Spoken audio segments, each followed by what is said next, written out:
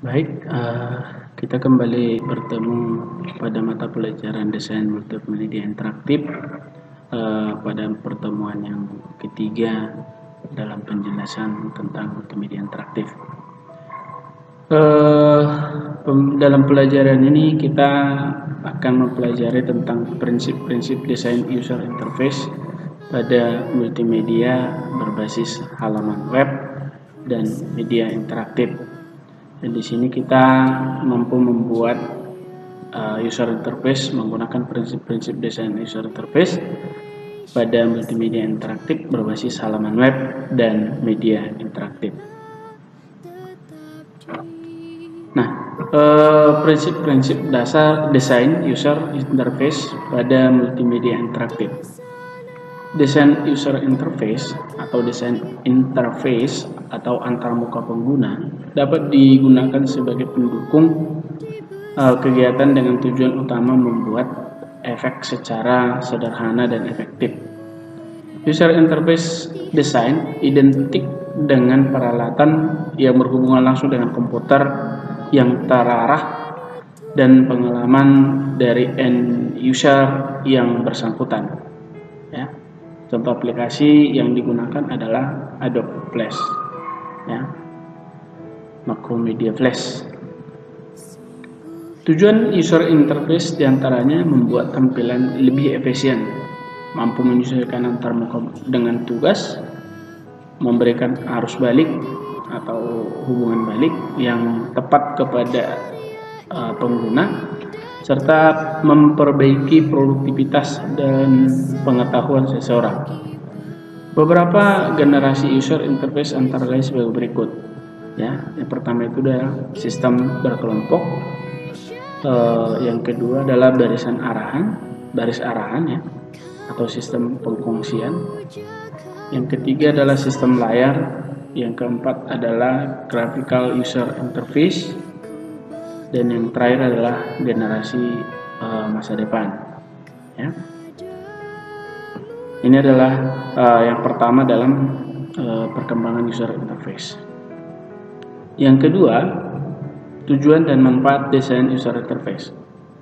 Tujuan penggunaan dari desain user interface adalah membuat interaksi pengguna dengan cara sederhana dan efisien, seefisien mungkin, di mana pengguna berinteraksi dengan komputer menggunakan tampilan antarmuka atau interface yang ada pada layar komputer. Jadi anak-anak kami supaya tahu bahwa user interface itu adalah tampilan pada layar komputer.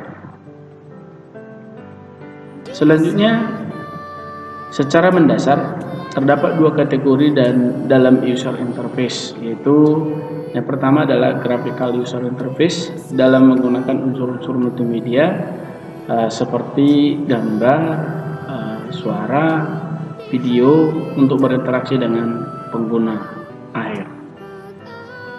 Yang kedua, text based yang menggunakan rumus atau sintaks yang sudah ditentukan dalam memberikan perintah, ya, seperti program. Yang ketiga adalah prinsip desain user interface. Nah, pada prinsip desain user interface ini ada prinsip compatibility, ya, ada beberapa nanti kurang lebih 10 macam nanti prinsipnya ini, ya. Yang pertama itu adalah prinsip compatibility yang dikategorikan menjadi sebagai berikut, ya. Ada product compatibility, ada text compatibility, ada user compatibility, workflow compatibility. Ya. Yang kedua, prinsip konsistensi, artinya karakteristik utama dari konsistensi adalah pada sebuah sistem harus sesuai dengan real sistem produk yang dihasilkan. Misalnya, perusahaan Microsoft membuat keseragaman tampilan toolbar pada Word, Excel, PowerPoint, dan Access yang memiliki kesamaan dalam struktur menu dan font, warna, serta keseragaman format desain pada antarmuka.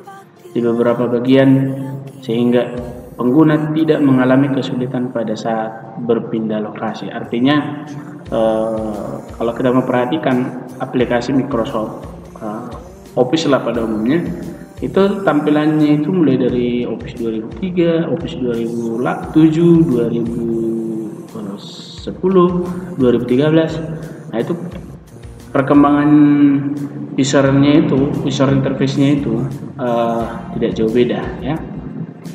Jadi sehingga di sini dikatakan pengguna tidak mengalami kesulitan pada saat berpindah lokasi atau berpindah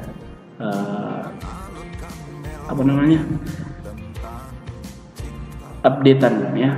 Setelah diupdate tetap bisa masuk atau tahu posisinya. Yang ketiga adalah prinsip kontrol ya. Prinsip kontrol ini berkenaan dengan user yang memiliki tingkat konsentrasi yang berubah-ubah, misalnya salah entry atau salah ketik. Dengan demikian seorang engineering ya atau programming harus merancang suatu kondisi yang mampu mengatasi dan mengulangi hal-hal sederhana tersebut. Jadi artinya di sini prinsip kontrol ini bagaimana ketika terjadi kesalahan maka bisa dikerjakan ulang atau diperbaiki dengan mudah supaya kondisinya itu bisa diatasi ya.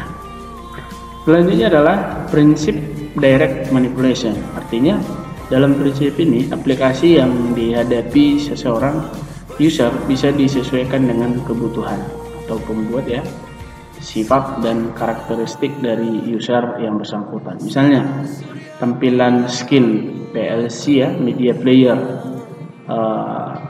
aplikasi pemutar audio video yang bisa dirubah menjadi black metallic. Ada itu skinnya ya, beberapa bentuknya aplikasi tersebut sesuai dengan selera yang pengguna ya. Kemudian selanjutnya adalah ada prinsip ease of learning and ease of use. Artinya kemudahan dalam memahami ikon, menu, alur data atau yang sejenisnya. Meskipun cukup dengan memandanginya atau baru belajar beberapa jam dalam mengoperasikan perangkat lunak tersebut menjadi karakteristik utama ease of learning and ease of use. Misalnya pada saat instalasi printer and use, pengguna cukup mengikuti alur yang sudah disediakan oleh CD installer printer tersebut. Artinya pada saat membuat user interface ya, kita buat dia semudah mungkin untuk dipelajari. Selanjutnya adalah prinsip familiarity. Prinsip familiarity ini adalah memberikan tampilan yang mudah dikenali pengguna dan tidak kesulitan dalam pemakaiannya.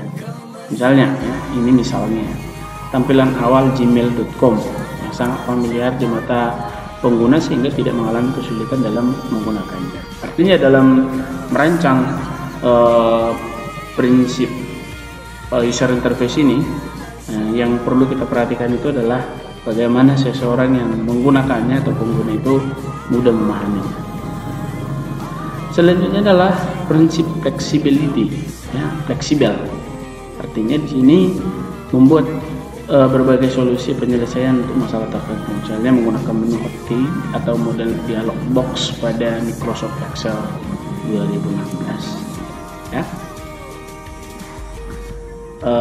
Selanjutnya ini ada prinsip invisibility teknologi. Salah satu aplikasi yang menganut prinsip ini adalah speech recognition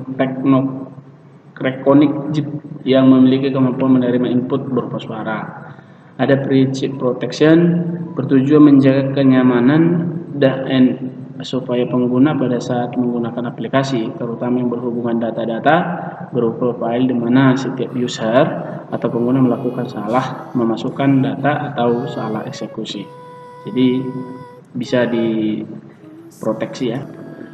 Selanjutnya adalah prinsip rewardness ya, prinsip responsive, prinsip simplicity, simpel ya, di sini dikatakan menekankan kepada kesederhanaan, ya, memperhatikan bagaimana membangun sebuah interface.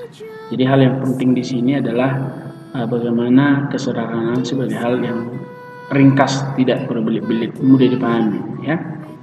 Selanjutnya adalah prinsip why, ya. Di sini kepanjangan WYSI artinya what you see, what you get. Artinya sesuai dengan usaha pengguna pada saat mencari data, ya, dan sesuai dengan data yang ada pada aplikasi sistem perangkat lunak, ya. Nah, ini prinsip-prinsip yang perlu kita perhatikan dalam merancang user interface, ya. Boleh nanti anak didik kami juga lebih jelasnya lagi, ada penjelasannya di materi yang Bapak kirimkan, ya. Nah, demikian pembahasan tentang prinsip-prinsip dari user interface ini, ya, berbasis web. Nah, sampai bertemu nanti di pertemuan berikutnya.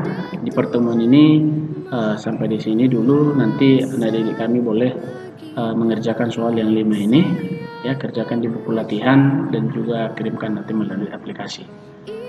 Demikian penjelasan tentang prinsip user interface ini. Sekian dan terima kasih, ya. Salam sehat.